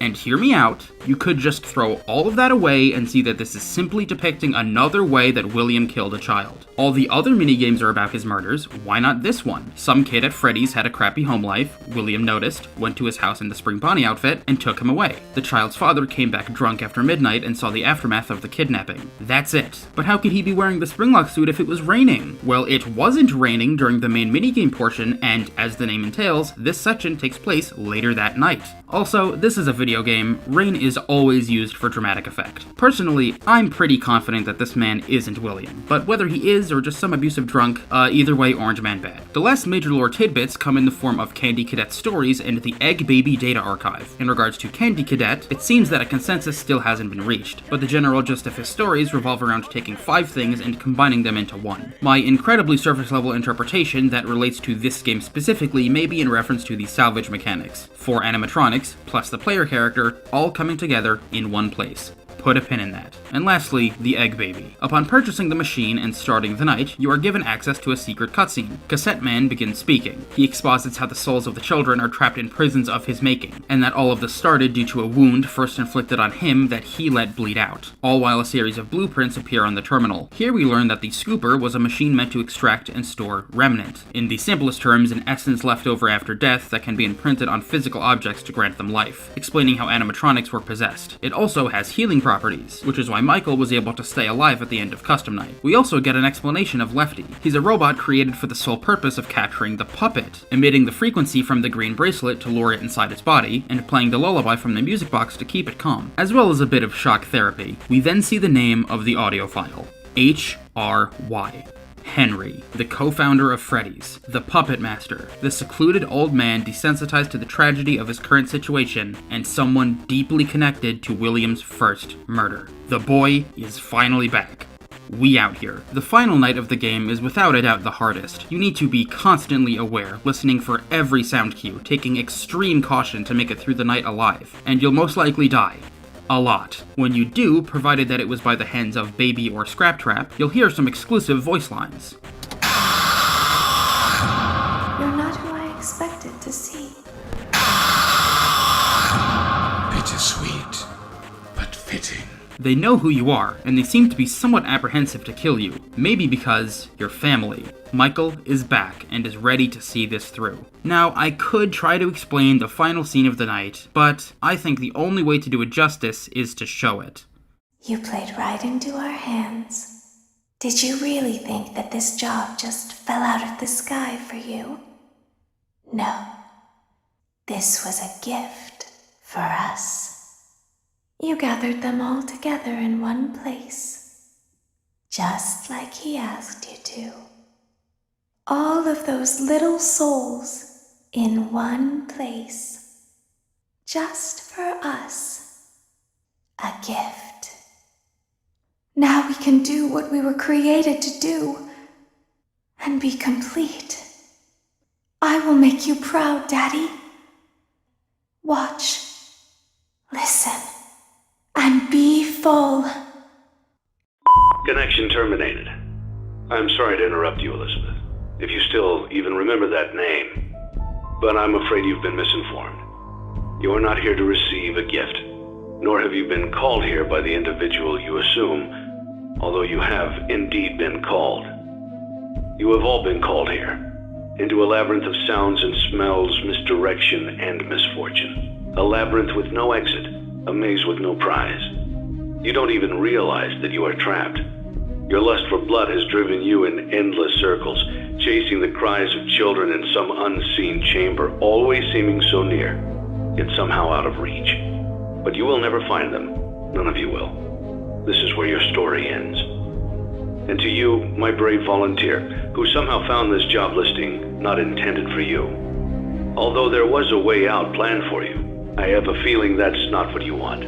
I have a feeling that you are right where you want to be. I am remaining as well. I am nearby.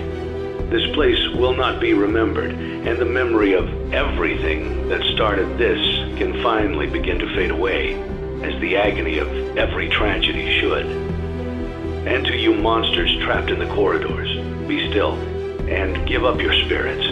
They don't belong to you. For most of you, I believe there is peace, and perhaps more, waiting for you after the smoke clears. Although for one of you, the darkest pit of hell has opened to swallow you whole, so don't keep the devil waiting, old friend. My daughter, if you can hear me, I knew you would return as well. It's in your nature to protect the innocent. I'm sorry that on that day, the day you were shut out and left to die, no one was there to lift you up into their arms, the way you lifted others into yours. And then, what became of you? I should have known you wouldn't be content to disappear. Not my daughter. I couldn't save you then, so let me save you now. It's time to rest, for you, and for those you have carried in your arms. This ends, for all of us, in communication. Remember when I said that Baby had my favorite vocal performance in the series? That was a lie. This is. What do I even begin to say about this moment? Well, I'll start by saying that it's the single greatest moment in the series. I think that's a given. Seriously, everything about it goes so incredibly hard. Revealing Baby's name as Elizabeth, the fourth wall-breaking temperature meter ticking up, the panning shots of the previous games. Bruh. Like, oh my god, it is unparalleled. That being said, part of me thinks that what Tutorial Unit says afterwards is just as impactful. Give it a listen. Here at Fazbear Entertainment, we value fun, family, and food. But more importantly, we value our commitment to atoning for past mistakes and tying up loose ends. Thank you for your participation. There is no need for you to return to work next week, as Fazbear Entertainment is no longer a corporate entity. Please accept this certificate of completion. Goodbye for now, and thank you for taking this journey with us.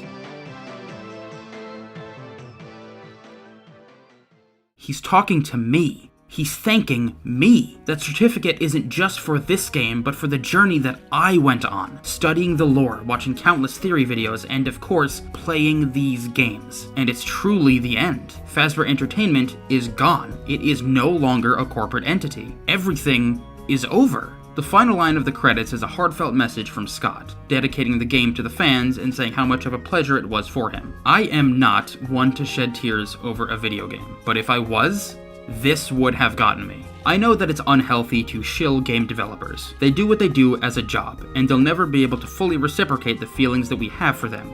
But no.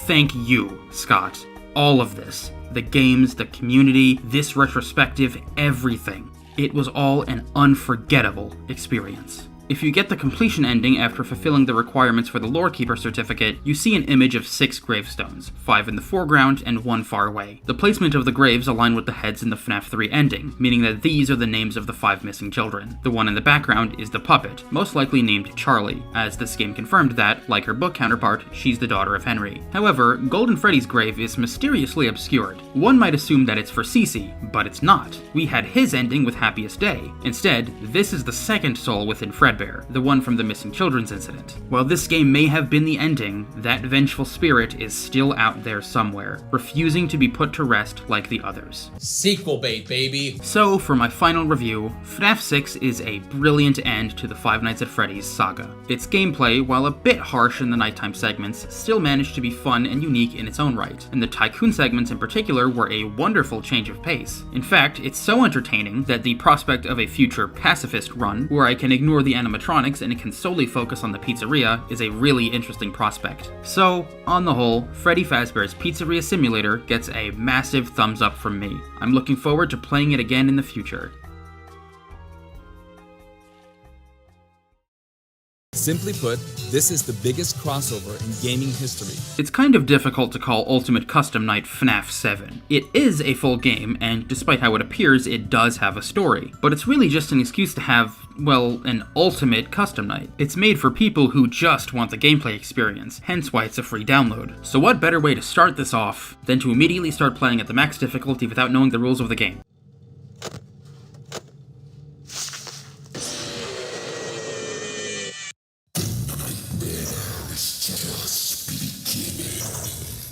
Well, I couldn't have said it any better myself. This was definitely the game that I was the most afraid to play. Not that I find its content scary, but rather, well, I mean, just look at the controls. There are 50 characters in this game, and all of them have special requirements. Like, seriously, where do I even start? What am I supposed to do? I really didn't know. And that's not just in reference to the game, but this review. How much content do I need to experience to say that I've played UCN? A couple nights? Every challenge? Do I have to beat 50-20 mode? Even as I'm saying this, I'm still unsure on my answer, so the best I could do was take it piecemeal. I figured I'd start with a pretty simple premise, the core 4 animatronics from the first game at level 5 difficulty. It seemed like it would be a breeze, but no. On one of my attempts, Dee Dee appeared. She has the potential to increase the AI value of an active animatronic, or just enable an inactive or secret one. Not like it mattered because I died before I saw who she summoned. On another attempt, I got a blackout at 4 AM. I was already so inconceivably overwhelmed. So, I took a step back and rethought my strategy. The first thing I did was disable any animatronic that required me to look at the cameras, vent map, or duct system. In order for me to learn the game, I need to know what to do in the office first and foremost. That meant getting used to the audio distractions. None of them could kill me, so I had to get in the headspace of tuning them out. After that were animatronics that required some kind of defensive action, but wouldn't result in a death. BB and JJ were great for this, as they both appear from the same vent. Once I got used to this, I enabled Ballora. She's the first one who could actually kill me, which forced me to pay attention to stereo sound and get comfortable with the door controls. After that came the ones that required the mask, then the flashlight, and so on. After playing for a while, it finally clicked, and I found myself within that rhythm that I love so much. Eventually, I was able to do a successful attempt with 26 of the animatronics at max AI, over half the roster. That's something I never thought possible when I first booted up the game. Granted, I've yet to figure out the vents or duct systems, but it's still progress nonetheless. As for the controls, they make a lot more sense than it first seems. Naturally, your fingers will rest over WASD, which are used for the corresponding door positions, as well as a shortcut to the monitor. Right next to that is F, which is used for the right vent. Those are your main keys, but occasionally you'll have to press other buttons that are congregated below them. My only real complaint is the placement of the flashlight. Now, I have pretty big hands, as well as a gamer keyboard that lights up, which means that said keys are elevated quite higher than a normal keyboard. It makes moving my finger down to Z a little uncomfortable, so I prefer the flashlight be on shift instead, which is a more natural position. However, in the interest of getting to the point, I'll finish the mechanics discussion by saying that I think the game is pretty fun and that I'll most likely continue to increase my score in the future. Now onto the other stuff. This game has a lot of voice acting. Forcing voices onto characters that didn't originally have them can be a recipe for disaster, but there's also the inherent fun in seeing how certain characters are interpreted, and I'm glad to say that I really enjoy the majority of what's on display here. I especially love Foxy. Arr, I came for ye booty. Withered Chica. Withered Bonnie. You blinked. And my favorite, Nightmare Fredbear. I assure you, I am very real. And of course, we have characters like Baby that reprise their roles. Time for your controlled shock. Brilliant. Now, unfortunately, not every character in this game has a voice. Some of the notable exceptions include regular Bonnie and Chica, but we can assume that they'd be undistorted versions of their withered counterparts. The really bizarre exclusion is the main man himself, Freddy. Both Toy and Nightmare Freddy have one, but we'd have to wait until special delivery of all places to hear what the mascot of the franchise sounds like. Kind of a weird choice. Better luck next time. It's through these death quotes that we're given hints as to who we're playing as. Several characters make reference to the one you should not have killed, as well as us being in some kind of eternal punishment. For the first time since Jeremy in FNAF 2, we are not playing as Michael, but instead his father William, trapped in an endless torment by the vengeful spirit in Golden Freddy that refuses to let go. If you're unlucky enough to have seen Resurrection F, it's basically the same concept as the hell that Frieza was sent to, except instead of cute plushies, it's giant killer robots, although there definitely are some cute plushies. There are also several character-related Easter eggs. One of the items you can purchase at the prize corner is a death coin. Under normal circumstances, buying it allows you to disable certain animatronics, while not decreasing your score. However, if you only enable Golden Freddy and try to use it on him, you're jump scared by Fredbear. Fans have assumed for a while that Golden Freddy and Fredbear were the same character, but this is the first time the games outright confirm it. Old Man Consequences has a similar Easter egg. Completing his minigame when he's the only one active brings you to the glitchy red lake from FNAF World. He tells the vengeful spirit to leave the demon to his demons and to rest their own soul. During this, a distorted noise can be heard in the background, and restoring it reveals that it's William, screaming for Michael and Henry to relieve him of this pain. However, the vengeful spirit will not give up so easily. If you somehow manage to beat a knight with a score of 9,800, that's 49 of 50 animatronics at max AI, you see a scene of Golden Freddy, with light still in his eyes, twitching as he slowly fades away. Have it be the soul finally letting go, or it returning to William's torment, that is where Ultimate Custom Night ends. Except it's not, because I've yet to talk about the intermission scenes. Upon reaching certain point thresholds, you are shown a series of cutscenes that alternate between each other. One of them is Toy Chica, the high school years. Yes, really. It tells the story of Toy Chica falling in love with one of her classmates. She comes up with a plan to make them hers, but after each day she moves on to someone else. As the days go on, her attempts at romance get progressively more deranged, and it's very clear from two of her voice lines that these are meant to explain how William killed the 5 children. How do I know? Well, listen to this one. I told him that someone ran over his dog in front of my house.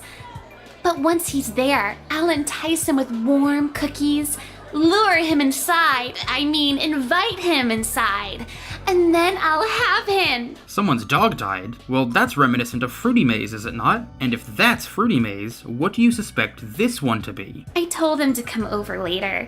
That should be enough. And if he doesn't show up, I'll just go to his house. And if he doesn't open the door, I'll just find a window.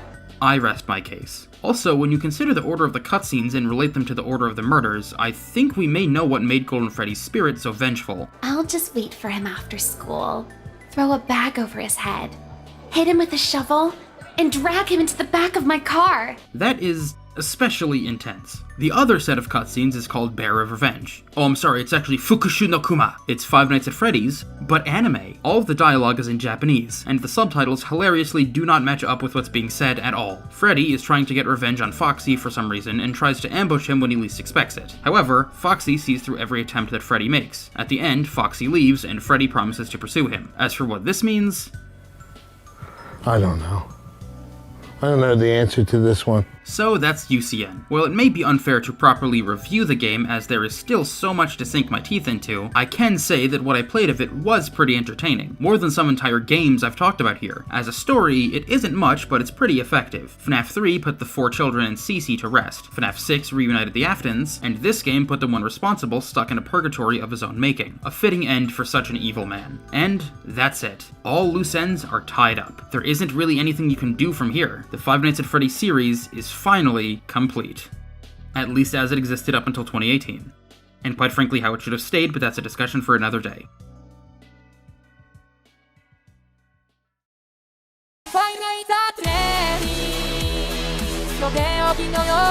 If you told me a year ago that I would be making a however long this video ends up being analysis on the Five Nights at Freddy's series, I would have said, yeah, I'm not doing that. Because, despite being there from the beginning, I'm not gonna lie, I fell off of it really hard for quite a while. It's just something that happened to all of my childhood favorites. I regrettably gave away my entire Dragon Ball manga collection, I stopped playing Kingdom Hearts despite it being my favorite game, hell, I even abandoned Smash Brothers for a few months before Ultimate was announced. All of it was in a futile attempt to grow up. I'm not interested in these cringy old franchises anymore. I like big boy stuff, not this nerdy crap. Nowadays, I look back at who I was and wince. Like any teenage boy going through changes, I was just so cynical, willingly abandoning what I liked because I feared what those around me would think. Of course, I've loosened up over time, but the sentiment regarding Five Nights at Freddy's lasted until, I kid you not, the end of last year. Before I had any intent to do a marathon of the series, I made a tier list of the games based entirely on hearsay, and it's insane just how much I vehemently disagree with this now. Well, except for the bottom two tiers, I still think they hold some weight. So, in the interest of being true to my current self, I'd like to revise this list, using all of the knowledge and experience I've gained since then, this time formatted as a worst to best. It's worth noting that I don't think that any of these games are bad, but I do, of course, have my favorites. So, at number 7 we have FNAF 3. I really hate to put it this low, as I've always loved the story, as well as its original trilogy charm, but the gameplay is just boring in a way that I find difficult to articulate. Springtrap is a great character, and the scene of him getting spring-locked will always be one of my favorite moments, but it's not enough to save the game from being my least favorite. At number 6 we have Sister Location. I'll admit that its placement is heavily influenced by the fact that I've only done one playthrough of it, as its moment-to-moment gameplay might honestly get even more stale than 3's the second time around. Modern discourse tends to place this game at the lower end of lists, but I think that reputation is a bit unfair. The story is well told, the voice acting is consistently great, and whether you like the gameplay or not, the fact that it's so unique adds to its identity. To this day, there is no other FNAF game like SL, and that's worth appreciating. That being said, I do prefer the other games, and the difficulty of the Ender Knight isn't doing it any favors. Also, does anybody else think that Baby is kind of cute?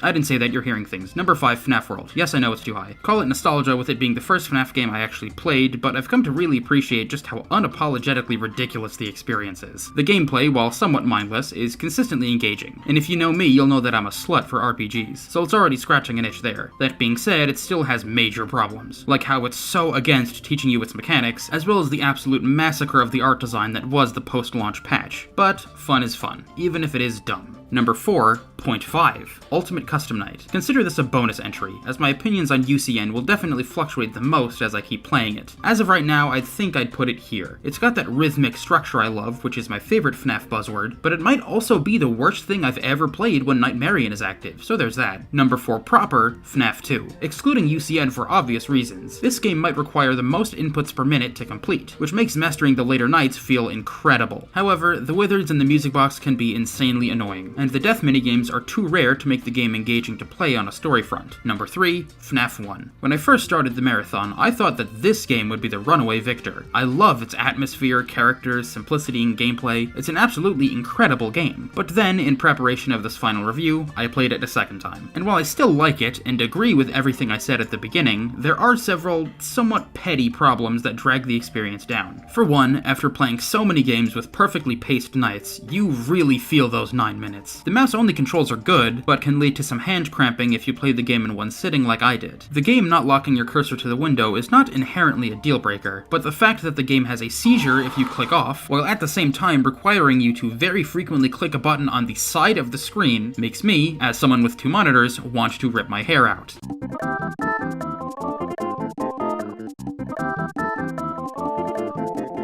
Again, it's still a great game, but it's just missing some quality of life features is all. And somewhat anticlimactically, we are left with a stalemate for the top slot, FNAF 4 and Pizzeria Simulator. Each succeed in some way over the other, but they also have their own respective issues. For instance, Pizza Sim's night segments can take a bit too long, but the fact that you can play it at a much more leisurely pace makes it less demanding than FNAF 4, which requires constant attention. The story of both of the games are great, and they are both excellent capstones to the previous games of their era. I can't really pick a favorite between them, so they're just going to have to tie. And so, for the umpteenth time, it is finally over. That is a quote-unquote newcomer's review of the entire Five Nights at Freddy's franchise. But before I go, I'd like to give credit to a few creators that influenced me while making this project. The first is, of course, Gibby and his colossal 9-hour FNAF retrospective. If you can, I really recommend that you give it a watch. It proves just how valuable new ideas can be to the discussion of what many would consider already solved. And if that's too much, he has an abridged version that's only 1 hour long, solely detailing his interpretation of the FNAF storyline. You will miss out on his reasoning for certain conclusions, like Henry being a video game developer or the references to the book autobiography of a yogi, so if you only watch that, be warned. Next is the channel Ambience, who makes fantastic guides on how to beat all of the games. I wouldn't have been able to do it without them, so if you want to start your own marathon and are in desperate need of guidance, make sure to check those videos out. And last but not least, every Let's Player that had their videos used will be linked down below. My computer is a potato, which makes it difficult to record my own gameplay, and these Let's Plays saved me from having to spend hours playing every game again for footage, so I can't thank them enough.